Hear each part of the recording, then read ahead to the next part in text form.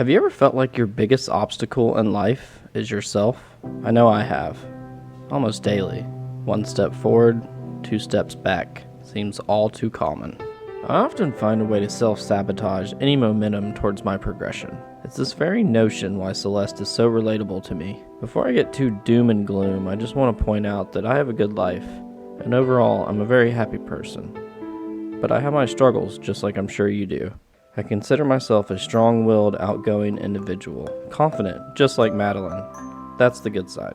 I also have a side that's insecure, self-doubting, anxious, anxiety-ridden, and even lonely at times. Just like Madeline. That's the bad side.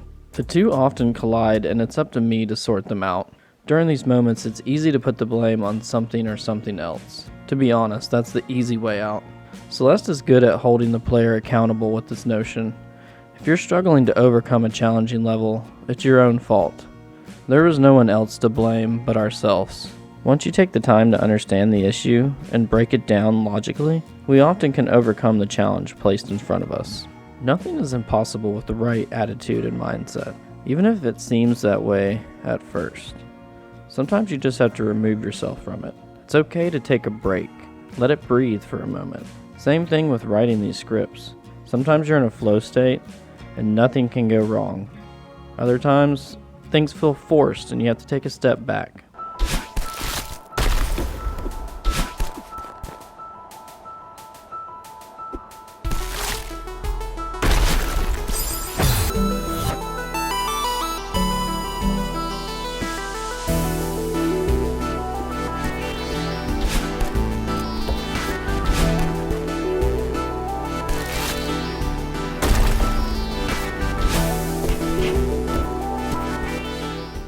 Theo is often the character in Celeste that has to reassure Madeline that things will be okay, and acts as emotional support throughout the story.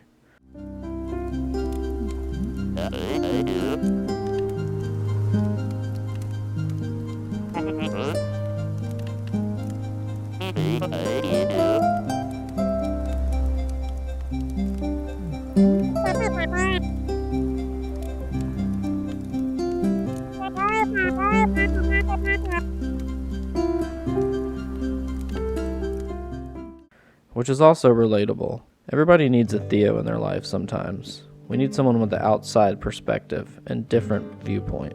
On a lighter note, I've lived in Seattle for some time now, and some of the characteristics of Theo cracked me up. He is a social media influencer obsessed with growing his Insta pics, which is hilarious, and he's always wanting to take selfies at the worst time, with zero disregard of the situation.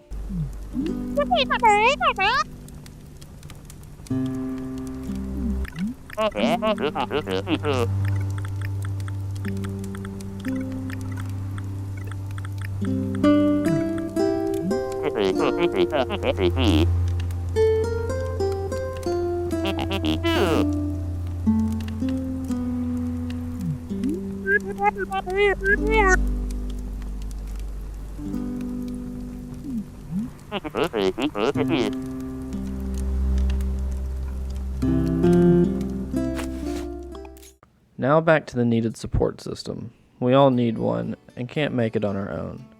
Even the most talented, strong-minded people still need help. It's also okay to ask for help. I have the tendency to let my pride get in the way, always wanting to take control and simply do it myself.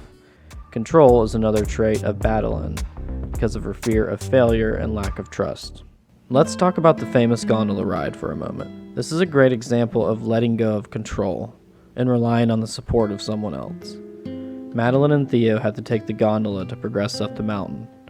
It's old, it seems unstable, but it's the only way up the mountain.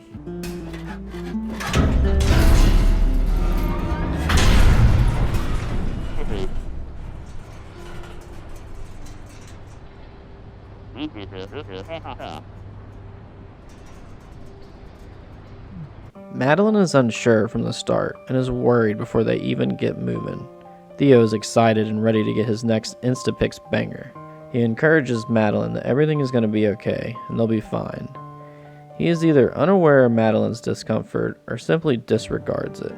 Theo in this moment reminds me of myself. Sometimes I push others around me to their limits without acknowledging their own limitations, only caring about my own needs. This is an area I need to improve on.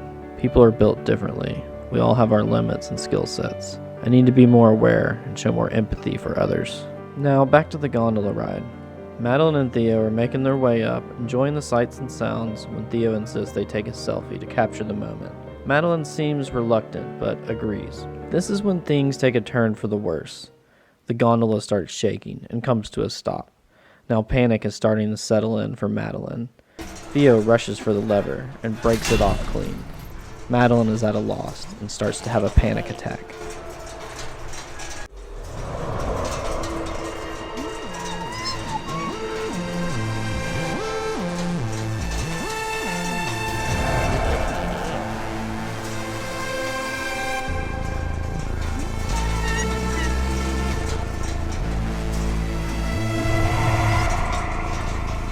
Pause. Stop the music. This is the moment when I really felt a connection with Celeste. The intensity level is at an all-time high at this point. Madeline can't breathe. The world around her is literally going to hell. Negative thought after negative thought is going through her head. I started to notice my own heart rate going up and my anxiety raising with Madeline's in the game. I was shocked and amazed at the same time that a game could produce such a lifelike feeling in this moment. I was literally starting to panic like Madeline. Just when you think all hope is lost, Theo steps in and tells Madeline to picture a feather floating. Theo explains to Madeline she needs to picture the feather floating, and the only way to keep it floating is to breathe. Then the game does something brilliant. It puts you in control of keeping the feather afloat. I literally had to calm myself down and focus on my own breathing in order to keep the feather floating.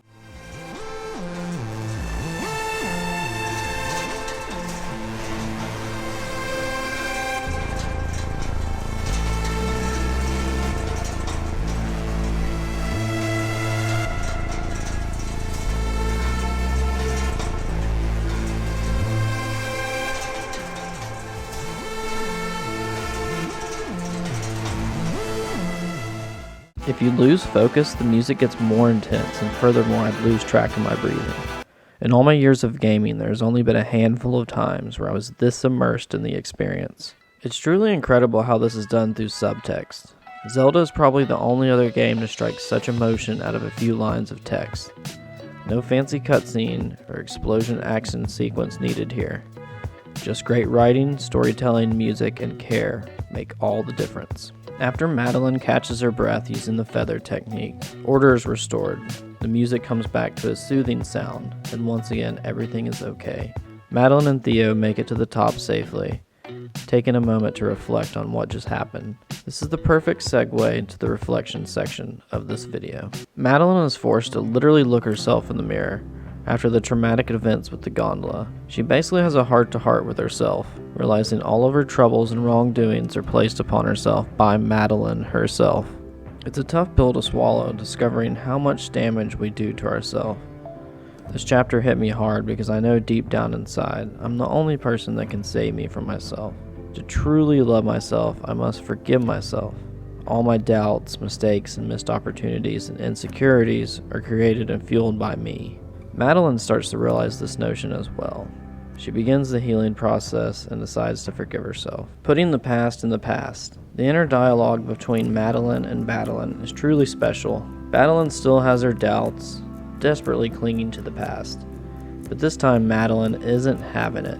She's not angry, mad, or sad. She's finally at peace with herself. She now knows that anything is possible and 100% believes in herself. It's a beautiful thing to witness. It has inspired me to have those tough conversations with myself, to open up to those around me who love me when I need help, to trust myself when all seems lost, to fully love myself. Celeste is a special game, and will forever hold a special place in my heart. This game challenged me in so many ways and made me believe anything is possible when you believe in yourself. I hope you enjoyed this video, and maybe found something out you can relate to. Comment below if you have a connection with Celeste. I'd love to hear about it. In closing, I just wanted to say, make sure you're kind to yourself. Speak positive to yourself, and most importantly, love yourself.